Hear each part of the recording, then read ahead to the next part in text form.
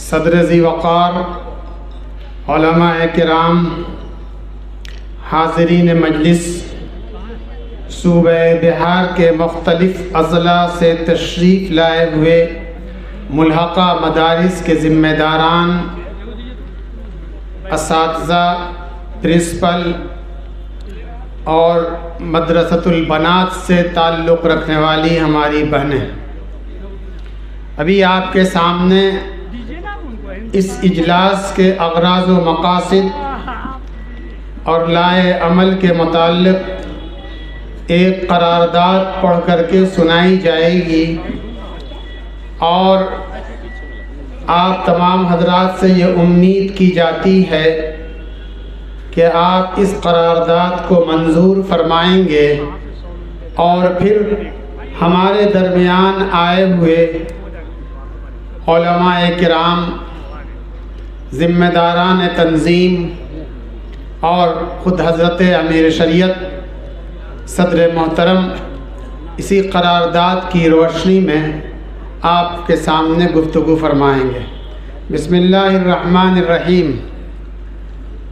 مدارس کنونشن منعقدہ مورخہ 23 فروری 2023 بمقام conference hall مدرسہ اسلامیہ شمس الہدیٰ پٹنہ میں منظور کردہ قرارداد۔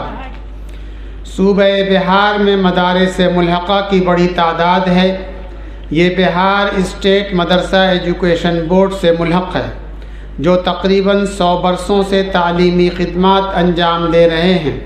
حکومت بہار اور ہم سب کے لیے فخر کی بات ہے کہ یہ مدارس حکومت بہار کی نگرانی اور تعاون سے چل رہے ہیں، جس کی وجہ سے صوبہ بہار کو ملک کے دوسرے صوبوں پر فوقیت حاصل ہے۔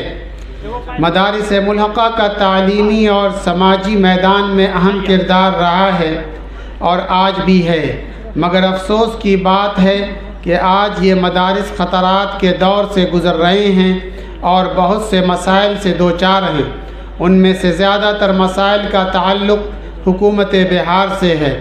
اسی مناسبت سے آج مورخہ 23 فروری 2023 کو مدرسہ اسلامیہ شمس الہدیٰ پٹنہ کے تاریخی ہال میں مدرسہ کنونشن کا انعقاد کیا گیا ہے، جس میں آل بہار مدرسہ اولڈ بوائز ایسوسی ایشن کے اراکین اور ممبران، مدارس ملحقہ کے اساتذہ و منتظمین اور ملی تنظیموں کے قائدین حصہ لے رہے ہیں۔ مدارس کنونشن میں مدارس کے حالات کا تفصیلی جائزہ لیا گیا اور مندرجہ ذیل قرارداد منظور کیے گئے۔ نمبر 1، مدارس ملحقہ بہار اسٹیٹ مدرسہ ایجوکیشن بورڈ ایکٹ 1981 کے مطابق چل رہے ہیں۔ ایکٹ اور کوڈ کے مطابق مدارس ملحقہ اقلیتی ادارے ہیں۔ مجلس منتظمہ کو ان اداروں کو چلانے کا اختیار حاصل ہے۔ ملک کے آئین کے دفعہ 29 اور 30 میں بھی اقلیتوں کو اپنے ادارے چلانے کا حق دیا گیا ہے، مگر افسوس کی بات ہے کہ حکومت بہار محکمہ تعلیم نے اپنے نوٹیفیکیشن 395، 396 اور 397 مورخہ 19/4/2022 کے ذریعے مدارس ملحقہ کے اقلیتی اختیارات اور بہار اسٹیٹ مدرسہ ایجوکیشن بورڈ کی خود مختاری کو سلب کر لیا ہے۔ اس لیے ہمارا مطالبہ ہے کہ حکومت مذکورہ تینوں نوٹیفیکیشن کو واپس لے، منسوخ کرے، ترمیم کرے اور مدارس ملحقہ کے اقلیتی کردار اور مدرسہ بورڈ کی خود مختاری کو بحال کرے۔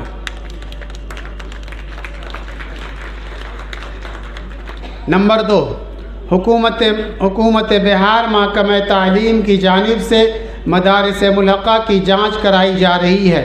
افسوس کی بات ہے کہ مدارس کی انکوائری محکمہ تعلیم کے نوٹیفیکیشن 1090 مورخہ 29/11/1980 کے تحت کرائی جا رہی ہے، جبکہ بہار اسٹیٹ مدرسہ ایجوکیشن بورڈ ایکٹ 1981 کے نفاذ کے بعد گزشتہ تمام نوٹیفیکیشن اور قوانین وغیرہ منسوخ ہو چکے ہیں۔ نیز محکمہ تعلیم نے اپنے نوٹیفیکیشن 395، 396، 397 2022 کے ذریعے بھی گزشتہ تمام نوٹیفیکیشن و قوانین کو منسوخ کر دیا ہے۔ اس لیے مذکورہ نوٹیفیکیشن کی بنیاد پر مدارس کی انکوائری صحیح نہیں ہے۔ بڑے ہی افسوس کی بات ہے کہ جانچ کا بہانہ بنا کر اساتذہ اور ملازمین کی تنخواہ پر بھی روک لگا دی گئی ہے، جبکہ ان مدارس کو جانچ کے بعد ہی منظوری دی گئی اور تنخواہ کی ادائیگی کی گئی ہے۔ اس لیے حکومت بہار سے ہمارا مطالبہ ہے کہ نوٹیفیکیشن نمبر 1090 اور 1980 کی بنیاد پر مدارس کی جانچ بند کی جائے اور گزشتہ جانچ جس کی بنیاد پر تنخواہ کی ادائیگی کی گئی ہے اس کو برقرار رکھا جائے۔ حکومت بہار کا یہ اقدام قابل ستائش ہے کہ اس نے مدارس ملحقہ کے اساتذہ اور ملازمین کو دیگر سرکاری ملازمین کی طرح مساوی تنخواہ دینے کی پیش قدمی کی ہے، مگر پورے طور پر مساوی تنخواہ کی ادائیگی نہیں کی جا رہی ہے۔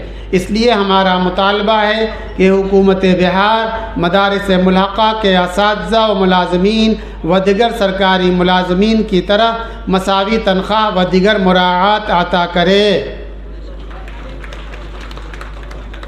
بہار اسٹیٹ مدرسہ ایجوکیشن بورڈ اہم ادارہ ہے، اس سے بہت سے مدارس ملحق ہیں۔ اساتذہ، ملازمین اور طلباء کے بہت سے مسائل ہیں جو مدرسہ بورڈ سے متعلق ہیں۔ مدرسہ بورڈ میں مستقل چیئرمین نہ ہونے کی وجہ سے اہل مدارس کو دشواریوں کا سامنا کرنا پڑ رہا ہے۔ اس لیے ہمارا مطالبہ ہے کہ حکومت جلد کسی اہم شخصیت کو ایکٹ کی روشنی میں باضابطہ چیئرمین بحال کرے اور بورڈ کی تشکیل کرے۔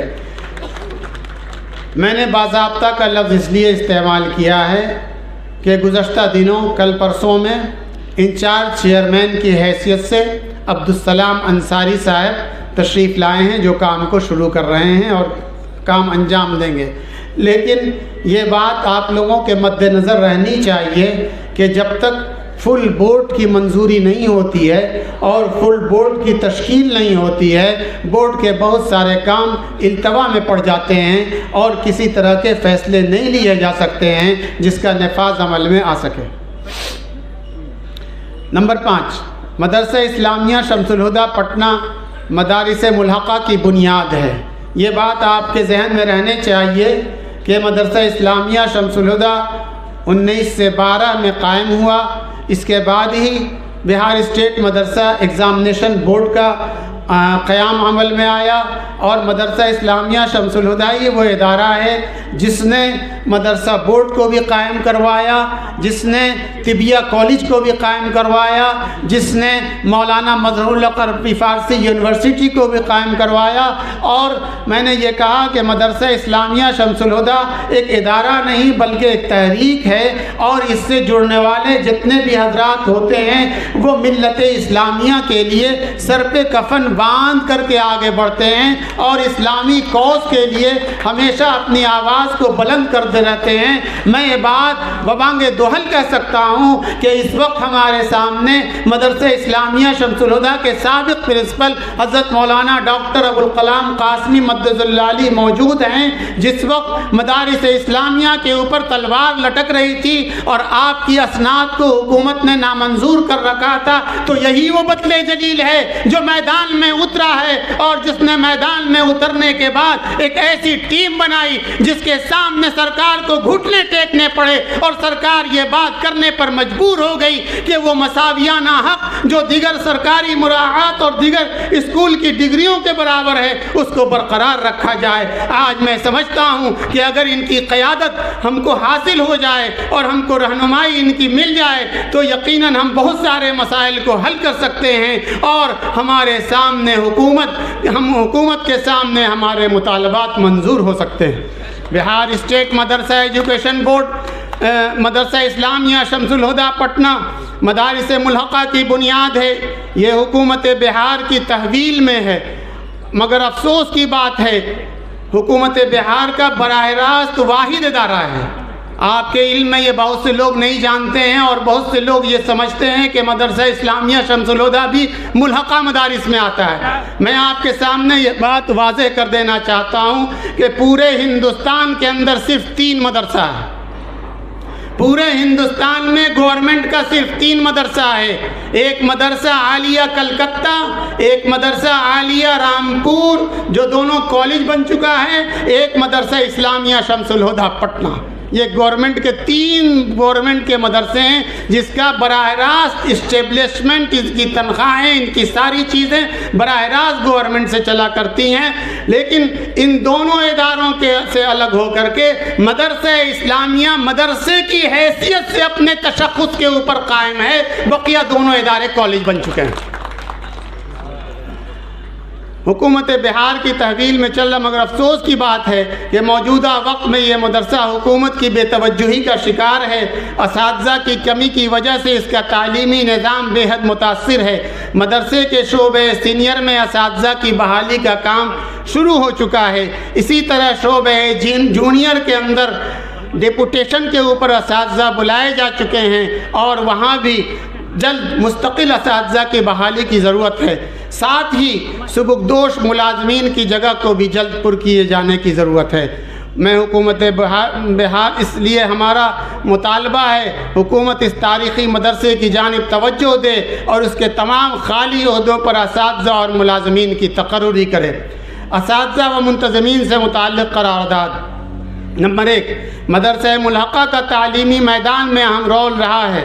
اس کا نصاب تعلیم دینی اور عصری دونوں مضامین پر مشتمل ہیں، جس کی وجہ سے ان کی خدمات کا دائرہ بھی وسیع رہا ہے۔ اس کے فارغین ہر میدان میں خدمات انجام دے رہے ہیں۔ اس طرح ان مدارس ملحقہ کا ماضی بہت شاندار رہا ہے۔ اس لیے ہماری ذمہ داری ہے کہ مدارس ملحقہ کی شان کو برقرار رکھنے میں اہم کردار ادا کریں۔